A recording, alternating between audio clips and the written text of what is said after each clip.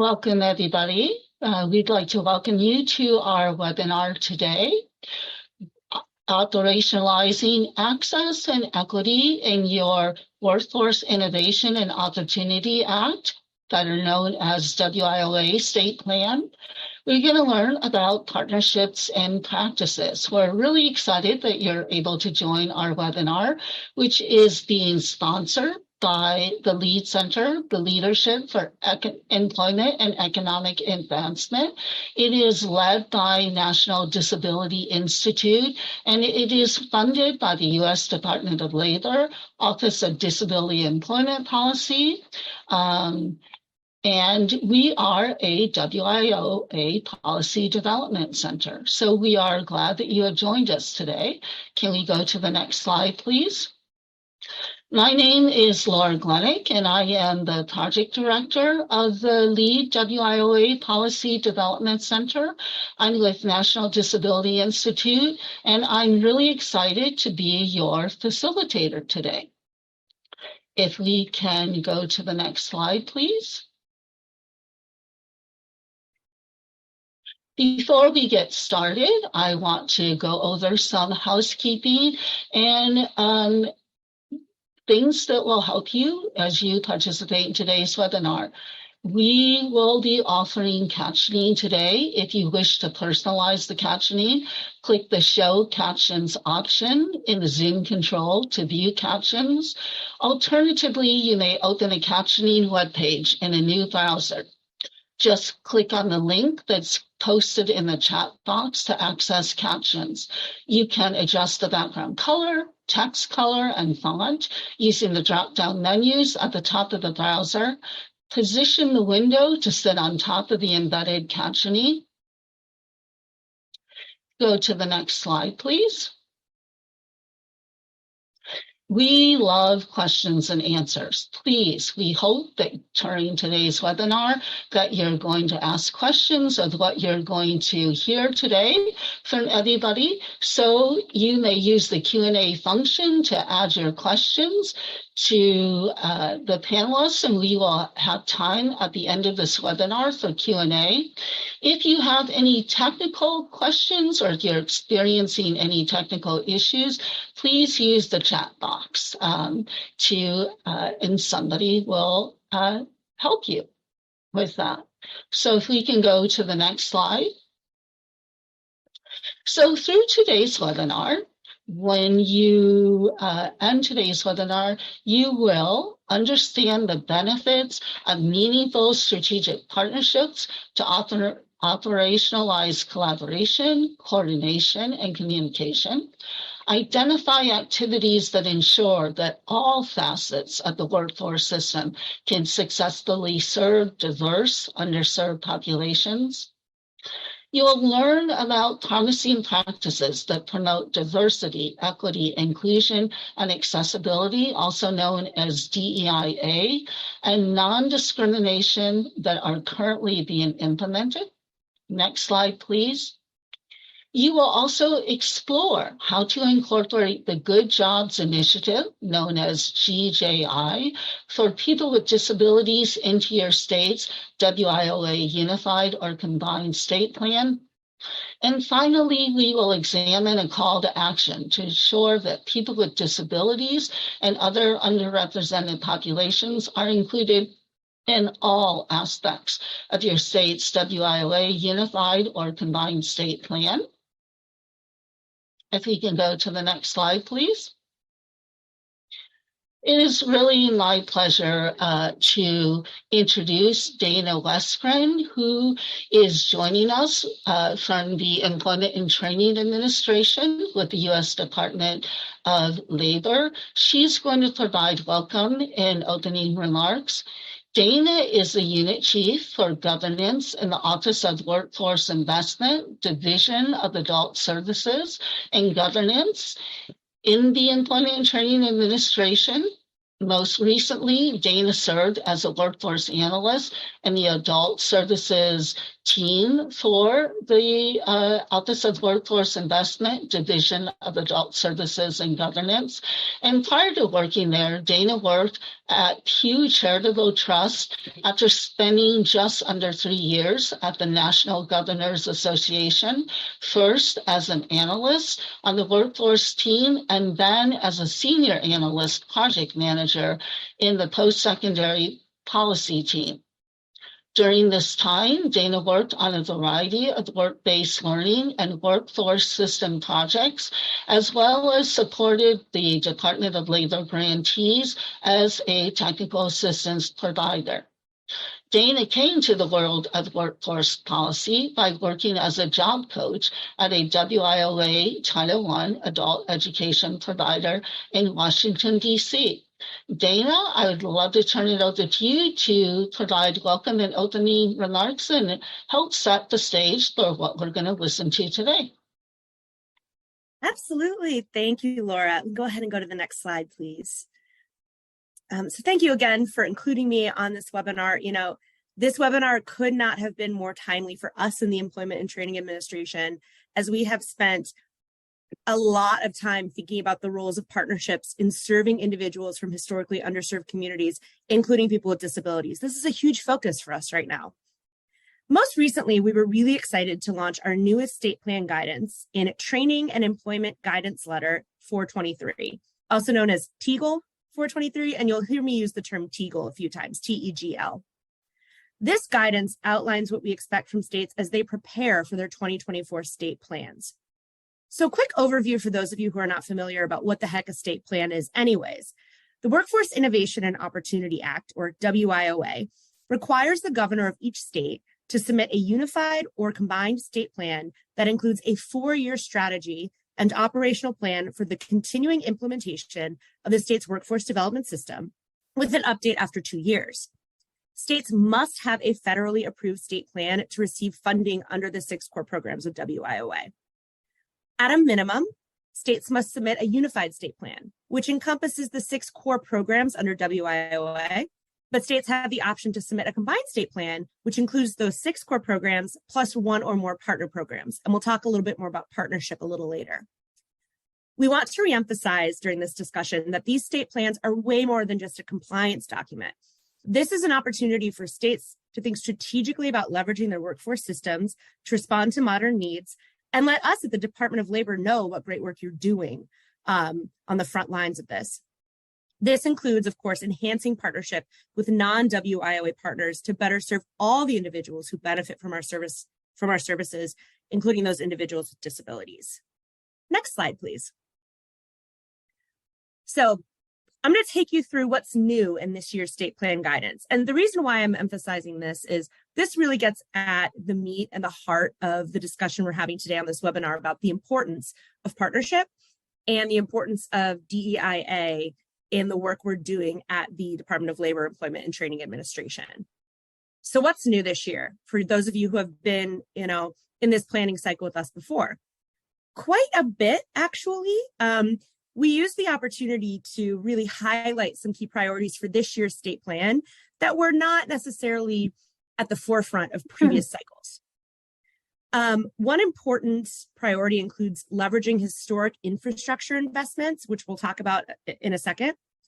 We also prioritize investments that prepare workers for quality jobs, like that Good Jobs initiative that Laura mentioned at the beginning of this presentation.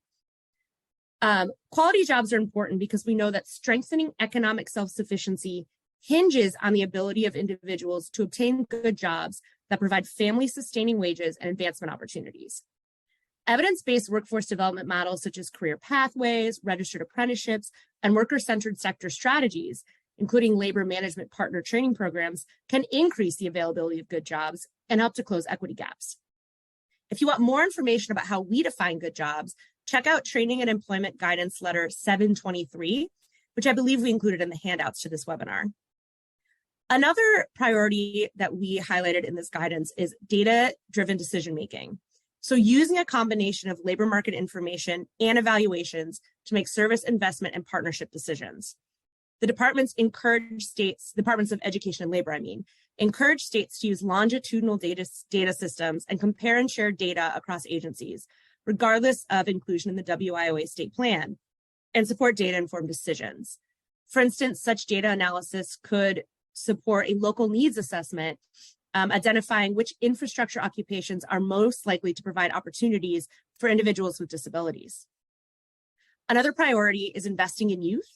We at the department envision a no wrong doors approach, your youth workforce system that offers seamless access to resources, programs, and wraparound services for our nation's young people. What does this mean? Partnerships, as always. Align and coordinate across programs like Job Corps, Title I Youth, as well as systems that serve students with disabilities like the state Medicaid and Medicare agencies, Centers for Independent Living, and intellectual and developmental disabilities agencies. Another priority is equity in service delivery and educational programs, which really gets at the heart of our discussion today. And, this is where we hope states can examine population groups, especially those identified in labor market analysis as having higher unemployment, lower earnings than the overall population, and explore existing inequities with access to and participation in public workforce and education programs. Can also use this time to look at outcomes in terms of employment and earnings and placement in quality jobs for different previously underserved populations across the workforce system. Using this analysis, states and local areas can focus enhanced services on those target populations, including individuals with disabilities. We also want to see enhanced supportive service offerings, which of course is just another way for us to look at different partnerships around supportive services to ensure people can enroll in and complete these programs. And finally, a priority that has been incumbent in all the things I've said right now, strategic partnering. We want to see how our WIOA grantees are partnering across all of the different aspects of workforce development across these states. We know partnerships are essential in this work. One quick sort of housekeeping item to remind you all of. Please remember that the unified or combined state plans are due no later than March 4th. This includes the common elements and the program-specific portions. And if you need any more detail about what we mean by any of the unified combined state plan language I'm using, any details that are outlined in the guidance or in our revamped information collection request or ICR, which is highlighted on the slide, keep an eye out for resources on Workforce GPS and review the guidance, Training Employment Guidance Letter 423. And we'll be sure to share any information with the folks on this call as it comes out. Next slide, please. So as I mentioned on the very long previous slide that I highlighted, we are very interested in the Department of Labor in seeing how states are or plan to partner with agencies that receive workforce funding via the administration's historic investments over the last few years. These investments include the Infrastructure and Investment in Jobs Act, known as the BILL or the Bipartisan Infrastructure Law, the CHIPS Act, and the Inflation Reduction Act. So quickly, the BILL, which is weird to say, the Bipartisan Infrastructure Law, provides a $1.2 trillion investment to expand access to high-speed internet, public transit, and enable construction projects. There's not a statutory role for the workforce system in the bill, but there are multiple opportunities for state workforce development policymakers to assume a proactive role in implementation. Similarly, the CHIPS and Science Act provides an approximately $52.7 billion increase, or billion dollars to increase semiconductor production in the United States. This includes $39 billion in incentives for employers to increase semiconductor production and $11 billion for research and development. This presents an opportunity for institutions of higher education and training entities to provide workforce training for economically disadvantaged individuals residing in communities that are underrepresented in the industry, and also create an opportunity for state and local boards to identify and convene partners. And finally, the Inflation Reduction Act provides $369 billion to fight the climate crisis. And similarly, there's an opportunity for us in the workforce system to connect, even though there's not a specifically written role for the workforce system in this bill. And the Good Jobs Initiative provides some information about defining and leveraging relationships with employers to provide quality jobs, particularly those that are in the industries affected by these investments. And so if you go to the next slide, please, The Lead Center actually has a great tool that they're sharing today on this webinar, a fact sheet, as highlighted in this slide, that indicates how the good jobs principles defined by the Departments of Labor and Commerce can be leveraged to intentionally recruit, train, retain, and promote individuals with disabilities. This resource also includes ways to get you started in developing these partnerships. And this sort of partnership is exactly the work that we want to see at the Department of Labor. And we want to hear about this in the state plans, which I will read all of. So I want to see some examples when I'm reading through in a few months. So now I want to pass back to Laura to introduce some of our awesome state presenters that are on today's call. Laura, back to you. Thank you. Next slide, please. Thank you, Dana, for your opening remarks and for helping to set the context for today's discussion. The resources that Dana did mention will be included in the back of the resource guide. So again, let's remember the context. Today, we want to understand the benefits of meaningful strategic partnerships and discuss activities that will ensure that all facets of the workforce system can and is serving diverse, underserved populations. And we're going to do that with our three guest presenters. I'd like to take a moment to introduce them to you, who are going to share some of their policy and practices that promote DEIA to help put this in motion. Representing the state of Missouri, we have Megan Wadley, who is the coordinator of adult education and literacy and high school equivalency for the Department of Elementary and Secondary Education. Megan oversees a team responsible for the administration of the 29 federally funded adult education and literacy programs for the state and coordination of high school equivalency testing for Missouri citizens. Adult Education and Literacy provides free virtual and face-to-face classroom instruction to eligible Missouri citizens in reading, language, mathematics, English language competency, workplace literacy, digital literacy, civics, and citizenship. Megan is a native of Jefferson City and has worked with the Missouri Public Workforce System for 8 years. Joining Megan, representing the state of Illinois, we would like to welcome Dave Friedman. He is the founder and CEO of Autonomy Works, an innovative social enterprise based outside of Chicago. Autonomy Works employs a team of 80 people with autism. They outsource business operations, work from large companies such as PepsiCo and Grainger. In addition, Dave serves on the Illinois Workforce Innovation Board, where he co-chairs the DEIA committee and as vice chair of the State Rehabilitation Council.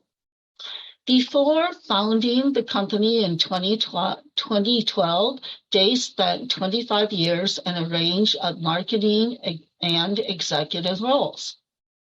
And joining Megan and Dave as today's moderator, I'd like to introduce my colleague, Yvonne Wright, who is also with National Disability Institute and serves as the co-project director for the Lead Center. In this capacity, Yvonne manages projects and provides guidance and expertise to multiple teams at National Disability Institute. Yvonne has worked in support of the disability and workforce development community for over 30 years, and highlights of her work include developing the first statewide business outreach services team for vocational rehabilitation, serving as Deputy Director for the Missouri Office of Workforce Development, and serving as the Chair of the Governor's Council on Disability, and probably most germane to today, participating in the writing of the 5 WIOA combined state plans and modifications. So Yvonne, I'm going to turn the presentation over to you to get us started. Thank you so much, Laura, and welcome everyone. What a great opportunity to share on this new guidance that we have. So go ahead and move to the next slide. You know, what we want to be able to do today is make sure that we give you some strategies for WIOA planning from the DEIA perspective. So, you know, honestly, a lot of these are not heavy lifts, but it's just taking the time to really invest and make these meaningful strategic partnerships that Dina so eloquently talked about a little bit ago. You know, making those partnerships with vocational rehabilitation is great. And it's probably been what people have done a lot in their state and their local planning. But we really encourage you to go beyond that relationship building into other DEI based type thought agencies, those who already incorporate DEI strategies across the agencies. So there may be another state agency that you can involve in your state planning that has developed a really good strategy that may be great to incorporate into your state or local planning. And also there are an abundance of agencies and opportunities to reach out to, like I said, other agencies that service individuals with disabilities, and they can include community rehabilitation providers, Center for Independent Living. We talked about the Governor's Council on Disability, and then there are other disability groups and associations that you can reach out to. If you don't know how to find them, I can bet you that your partners will know, and a good starting place for that would be vocational rehabilitation. I think it's also an opportunity as you're writing your state plan to really outline some specific DEI strategies into the WIO state plan and the local plans. You know, I think it's about being purposeful and making sure that you outline and you include partners.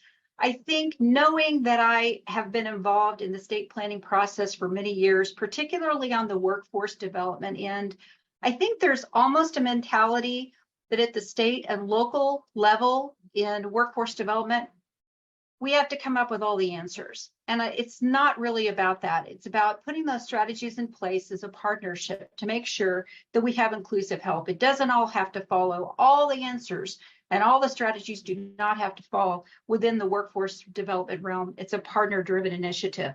And I have to echo Dana's point about the fact that the plan is the plan. The plan is a document that outlines the strategies, but it's really the work that goes on and transcends that plan and how those strategies are operationalized throughout the year and the years that the plan is in effect. So it's an opportunity to really look at not only now, but looking ahead. You can also develop committees through boards that focus on DEIA practices. And I know that there are still across the nation, there are some great things that go on. There are still some disability navigators and disability resource personnel that are out there that can be utilized, but developing and being purposeful about spending some time working on how those DEI efforts can move forward. And then finally, just looking for ways to collaborate. And I think that sounds pretty simple, but it really needs to be meaningful, deliberate, and beneficial to partners, plus those who you serve. If you have that opportunity, it allows you to understand your resources better, understand the services that each of you provide, and then come together to identify those commonalities. So let's take a chance to hear from some states that have done some outstanding work in this area. We can move to the next slide. The two states that we're going to profile today are going to really talk about what I just talked about a little bit, which was how to develop how they develop strong partnerships, how they focused on DEIA and the inclusion of people with disabilities and others that are underserved in a coordinated workforce system. So moving along to the next slide, it is my pleasure to, before I say that, let me say that these two states are going to talk to us about the development of those strategic partnerships that they've done with and the efforts they put forward, how these partnerships have advanced DEIA efforts, and some lessons learned and opportunities to move forward that they want to share with us. So now, moving forward to the next slide, it is my pleasure to introduce who used to be very, very recently my partner in the WIOA State Planning for Missouri. Megan, I know you've already been introduced, but could you please share with us about Missouri's strategic partnership approach to their combined state plan? Yes, thank you, Yvonne. It is a pleasure to be with everyone today. As mentioned, my name is Megan Wadley. My pronouns are she and her, and I am a white woman with long brown hair, today wearing a black shirt and a gray jacket. And I've worked with the public workforce system in Missouri, as mentioned, for about 8 years, and I now serve as the coordinator of high school equivalency and adult education and literacy, or AEL, in the Missouri Department of Elementary and Secondary Education. And just as a frame of reference, our AEL or WIOA Title II programs here in Missouri, we serve about 11,000 students a year. About half of those are high school equivalency students, and the other half are English language learners. And we have 29 programs in Missouri with about 175 class sites.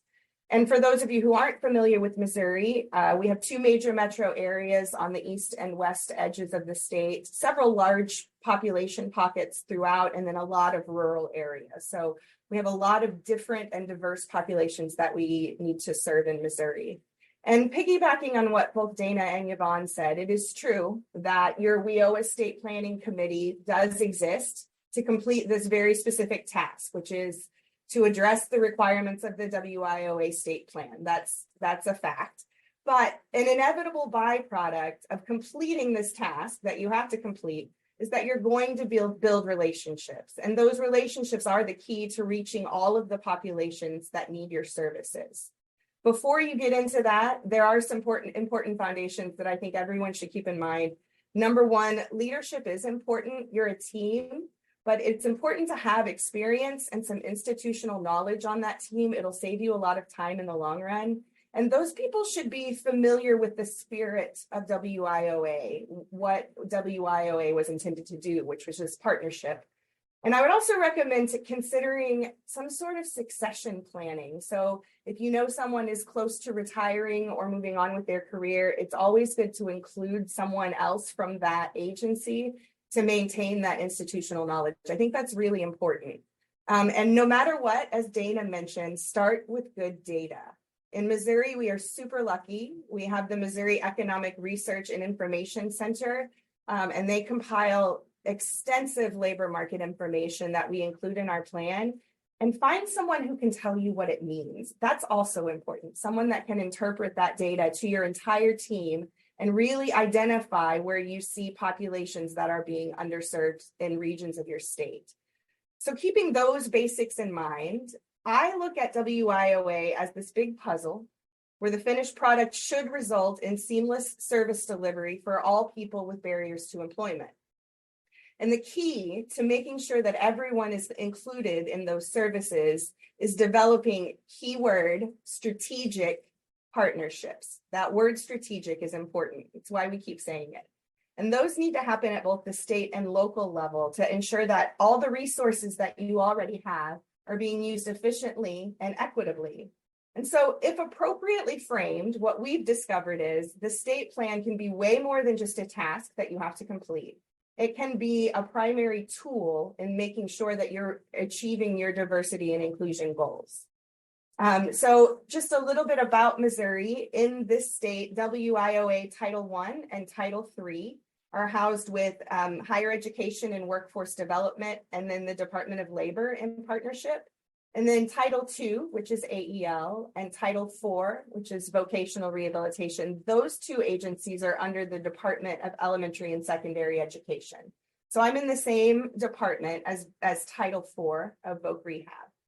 And even though we're in the same department, these two titles weren't housed in the same building, not that it should matter, but historically there's been a separation and probably even a duplication of some services for these two WIOA titles that are under the same department. For example, AEL has many students that come through our doors, in particular with undiagnosed learning disabilities.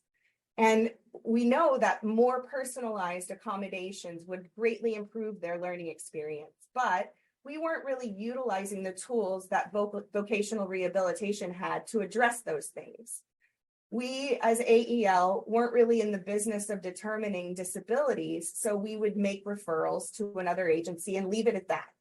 And we needed a catalyst to sort of motivate us to integrate those services into what we were already providing, to make the inclusivity we wanted to achieve adequate.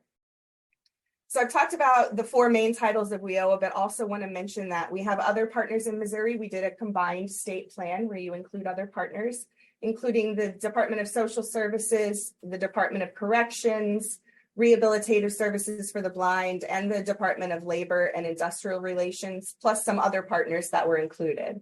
And together, a team of those agencies developed the state plan. And with the 2020 state plan, which is the one that we had before the one we're submitting in March, we did brand our system. We branded ourselves the Missouri Public Workforce System. We had a logo. We represented each other on our partners' websites. And we even at some point attempted a partnership-wide online listing of our services. We were doing lots of little things that looked like they were going to put together complete partnerships. We created committees of partner staff that focused on our state priorities, but we didn't necessarily have a cohesive plan for any of it. Partnership in the 2020 state plan mostly consisted of referrals, which is not strategic. It's hardly a partnership. It's definitely not strategic. So even through the plan modifications that we did in 2022 to that 2020 plan, we really hadn't figured out the secret sauce yet for writing a cohesive strategic state plan. It wasn't strategic. It was just a bunch of jigsaw puzzle pieces, and they were still in the box, and we hadn't even opened the box yet. And so the result was we weren't utilizing our best resources, which allow us to be more inclusive. In years past, each of the partners would write a section of the plan, answer one of the questions, and we would meet together and discuss the appropriate order to compile those sections. And then we got federal technical assistance. And that was what led us to look at our state plan with new eyes. They told us it was hard to follow and that it wasn't clear how our system was addressing its strategies. And to be honest, it was almost like a mirror of the system itself. There were a lot of duplications, but not a lot of connection. So we had this brand, the Missouri Public Workforce System, but really we weren't even using that within the plan, in the 2020 plan. The partner sections didn't tie together. You could tell they were written separately and then crammed together, and it felt disjointed, which again was perhaps an indicator of the system itself. So we started over after this technical assistance to address the 2024 plan. We started again with good data and good leadership, which you always must do. And we determined that the strengths and weaknesses we had already identified were pretty accurate, and that the goals and the strategies that we had determined would address those strengths and weaknesses were also on target. But the question was, how do we, as a system, braid those strengths that we already have? That's the only way we're going to achieve our goals, including inclusivity. So we reframed the whole plan. We started using the Missouri Public Workforce System as an umbrella, almost like its own department.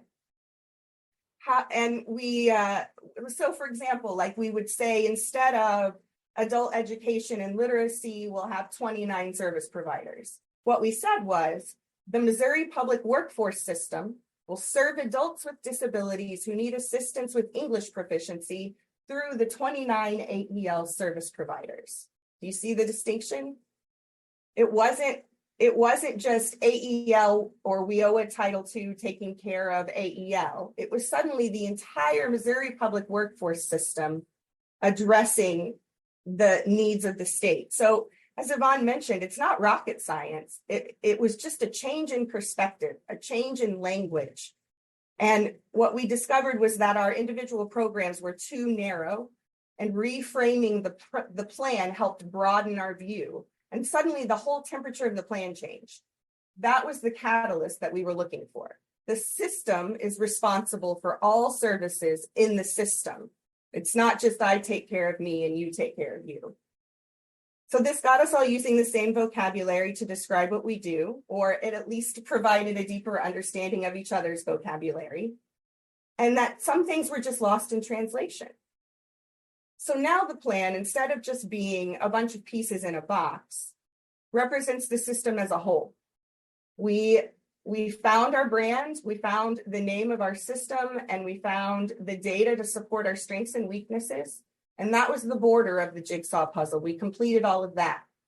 Then we put all of the pieces in the state plan, and that was like flipping over the pieces of the jigsaw puzzle. So now that we can fill in the middle part, right? And then once you see where the things are aligned, where they already fit together, you can see where the system has gaps in serving populations, and you can focus on actually being strategic in your partnerships. So at the end of this whole process is the most valuable opportunity. Again, not just a task, the writing of the state plan is a tool. We identified the scope of the current system, and the previous plan before we had done that only focused on individual parts. And now that each partner is aware of gaps in serving Missouri's diverse population, we can focus our strategies on including everyone with barriers to employment. So back to the example of adult education programs serving adults with disabilities, for us, it was as simple as learning about employers who have proven commitment to including people with disabilities from agencies like workforce development and vocational rehabilitation, all the way through more complex programs where we're now co-enrolling our students in partner programs for better educational access. And overall, for our program, this led to a much more robust policy and guidance on serving adult students with disabilities that we didn't have before. By the way, shout out to Dave in Illinois. We used your adult education's document as a resource when we wrote ours. It's really great. So awareness of the other initiatives that are happening in your state, they come from that team building and from looking at yourself as a system. And they give you the opportunity to pass down initiatives that promote inclusion down through local channels. So no matter how your team addresses the WIOA state plan, the conversations that you have when getting together lead to knowledge about each other's work. However, approaching a plan as an entire system, almost like its own department, is the best way to ensure that you are reaching all of the populations that need your services. You can't put a puzzle together until you get a good grasp on what the finished product should be, and then turn over all the pieces. With that, I'll hand it back to you, Bon. Megan, thank you so much. And really like the puzzle analogy. That was a nice way to visualize how strategic partnerships can work and mesh together. So thank you very much. Moving to the next slide, let's hear from Dave in Illinois. Dave, I know that you're going to be talking to us about Illinois' adoption of more inclusive processes. So I'm going to go ahead and turn it right over to you. Awesome. Thanks, Yvonne. And thanks, Megan. That was great to hear what you guys are doing next door in Missouri. My name is Dave Friedman. I'm an older white male with gray hair, I'm wearing a gray shirt and a black vest. In Illinois, we've been really, really lucky in the workforce system over the last 5 years or so, because we have a governor, J.B. Pritzker, who is really committed to both the workforce system overall, but also diversity, equity, inclusion, and access, or DEIA. And almost immediately after he started as governor in 2019, he put out an executive order asking all the state agencies across the state to come up with a report about what they were going to do to try to better align workforce, the workforce system and workforce activities, with really two goals. One was to try to identify current and potential industries that we could grow and invest in the state of Illinois, but also to describe how they were going to better align their services and their work in order to serve particularly disenfranchised communities, disenfranchised populations and communities across the state.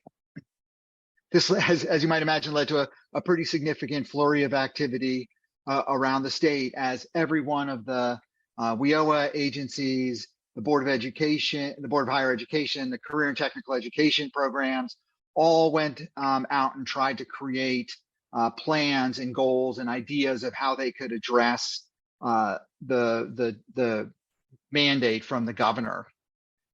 And what ultimately ended up coming out of that, all these different inputs, was two major undertakings that tried to tackle this question and to look at how we can develop strategic partnerships for driving success in the workforce system. The first was the Illinois Workforce Innovation Board, which also referred to as the IWIB, created an equity task force to look across all of the WIOA titles to understand how we could redirect our efforts and spending to better improve DEIA. And the second was a governor's commission on workforce equity and access. And I'll talk a little bit about each of these two efforts because I think they're pretty good examples of how you can get strategic partnerships started. So the Illinois Workforce Innovation Board's Equity Task Force worked from about 2020 to 2022, created a series of different work groups and came up with a set of recommendations for driving equity, mostly through the WIOA workforce system. This task force consisted of representatives from all sorts of different groups, the state and regional workforce boards, the American Job Center providers, the higher education system, state agencies, business and industry, community-based organizations that serve women, people of color, people with disabilities, formerly incarcerated people, non-native English speakers, and so much more. I want to call out a couple of those, which I think were particularly important to have in the conversation. Illinois is a very diverse state. You go everywhere from one of the biggest cities in the country in Chicago to very rural areas in the center of the state. And it was really important that we had not just the state teams working on this, but also representatives from the regional workforce boards. They are much closer to the particular situations and issues in their communities. And that made us sure that we were incorporating all of those voices, because tempting to flood the conversation with just what happens in Northeastern Illinois around Chicago.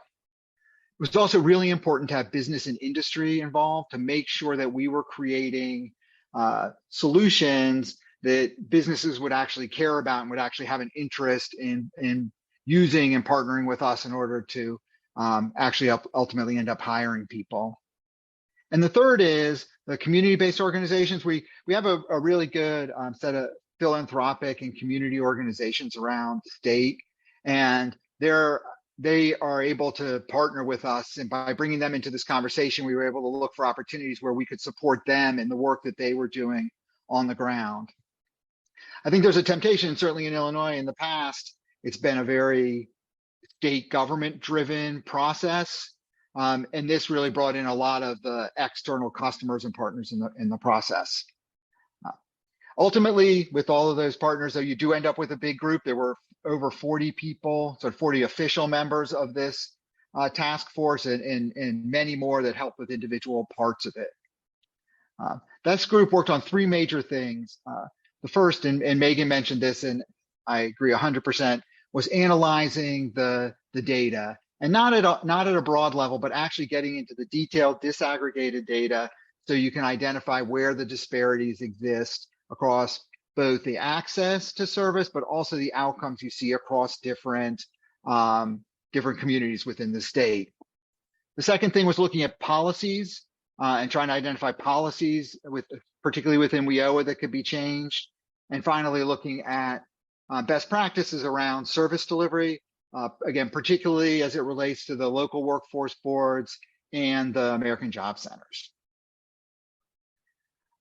So this group ultimately came up with it was a task force. It was a temporary thing, lived for about 3 years, produced a report with specific action steps for the Illinois Workforce Innovation Board and state agencies to start to drive equity into the system.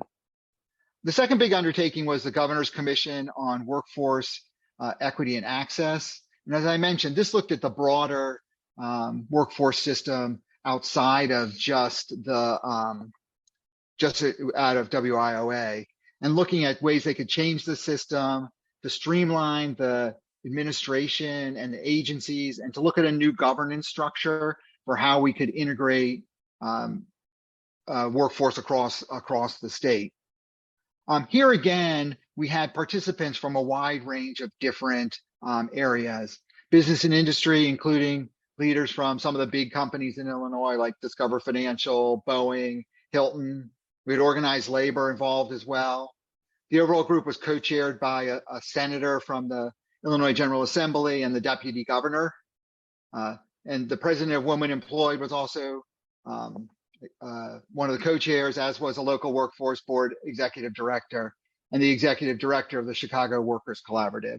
So you can see, similar to what I was talking about before, we had business, we had policy, we had workforce, local boards, we had organized labor, we had community organizations. And that was really important, again, for getting all the perspectives and ideas together.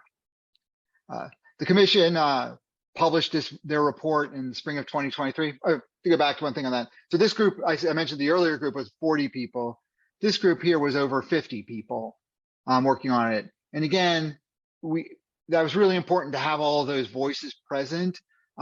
It did complicate some of the process, but we created work groups, and the work groups would be smaller, anywhere between 10 and 15 people. They would work on particular topics, whether it was data or policy or best practices, and then they would report back to the overall board that would shape things and ultimately agree on the final product out of that.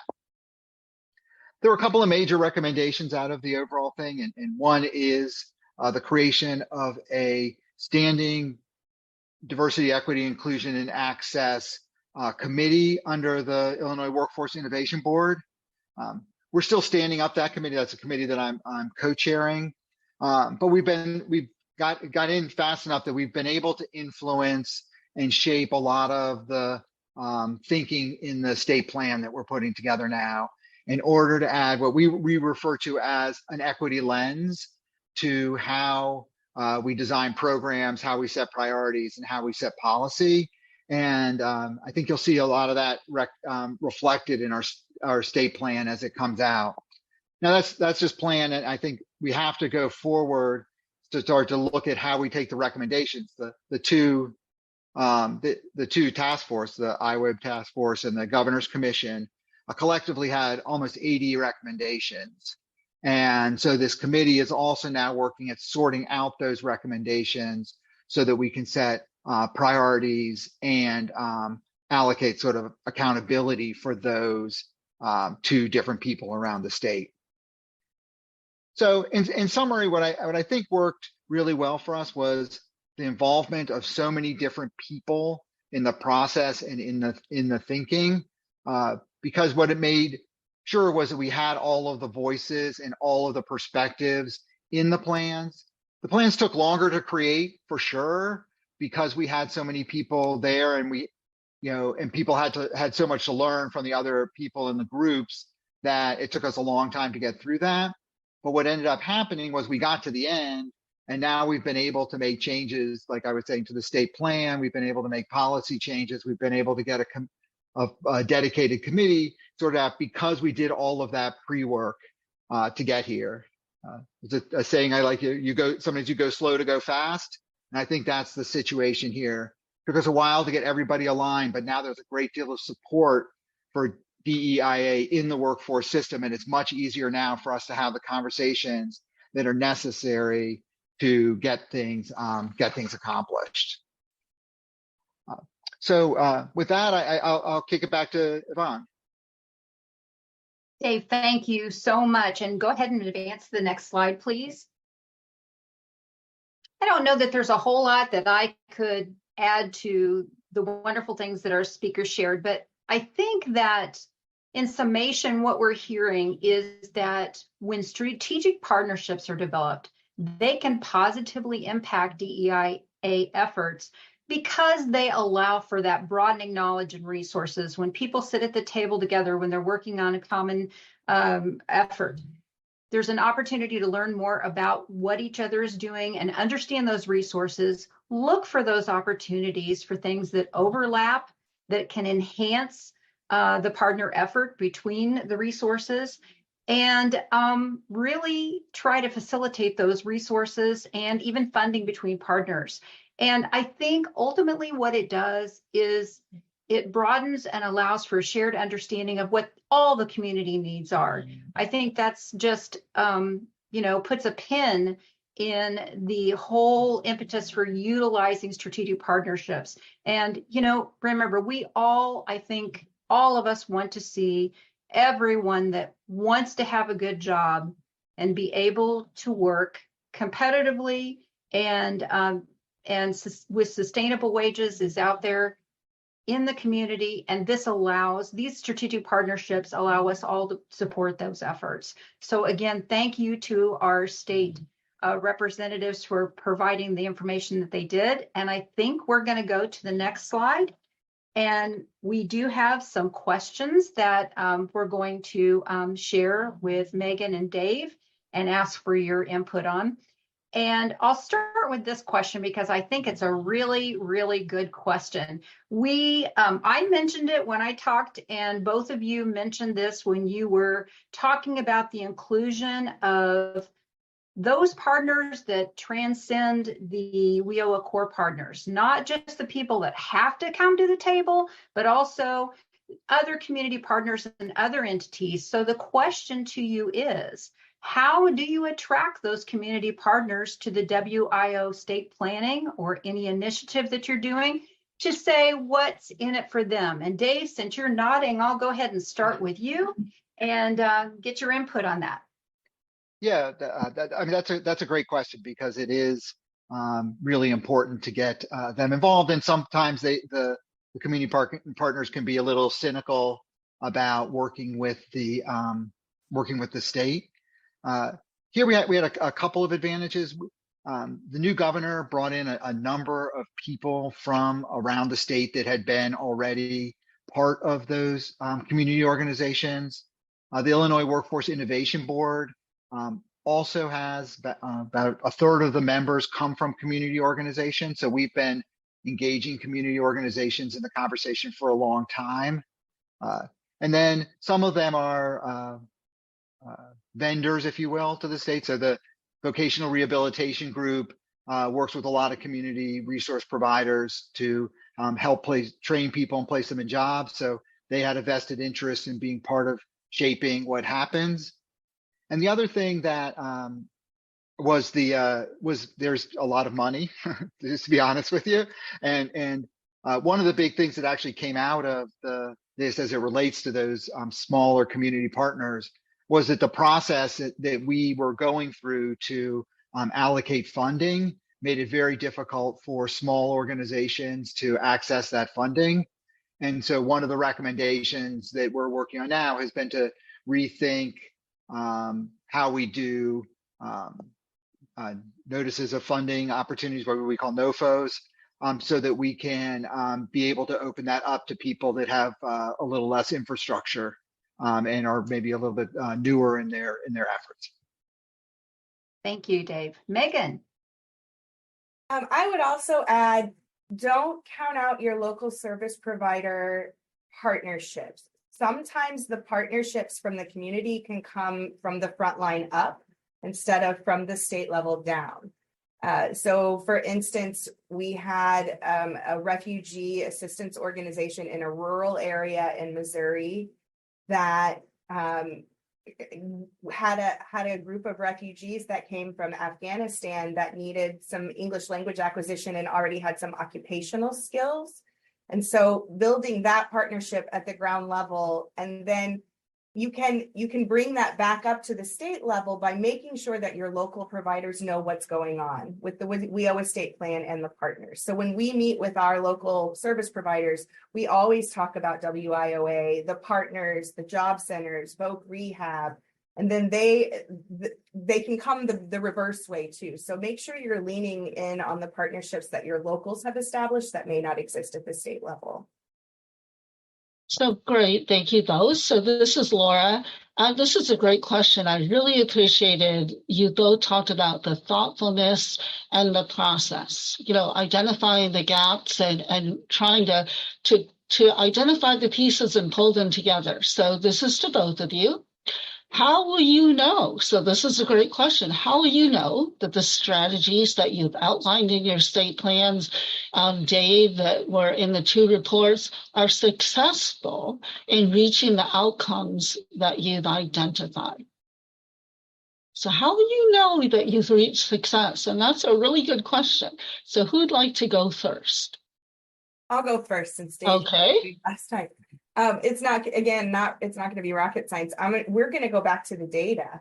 It's like Dave said, it's not just, how many people with disabilities in the state of Missouri are unemployed or something that general. You got to go much deeper than that in your data.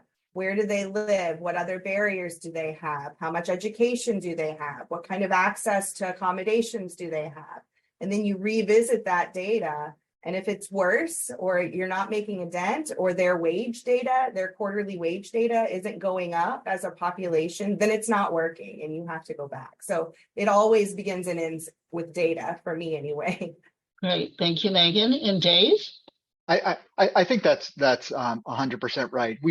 WIOA has metrics, but those are at a very high level. And we have that set of metrics which would need to be reported back to the government, but we also have another set of metrics which are much more precise. It's everything from geographic area to background and so forth. And I think you have to look at it at that level if you really want to get a sense of whether you're making progress. Otherwise, there's too much, it just gets lost in the noise of the overall state economy. You really have to look at it in more granular. I really appreciate that. Yvonne, I'll turn it back to you.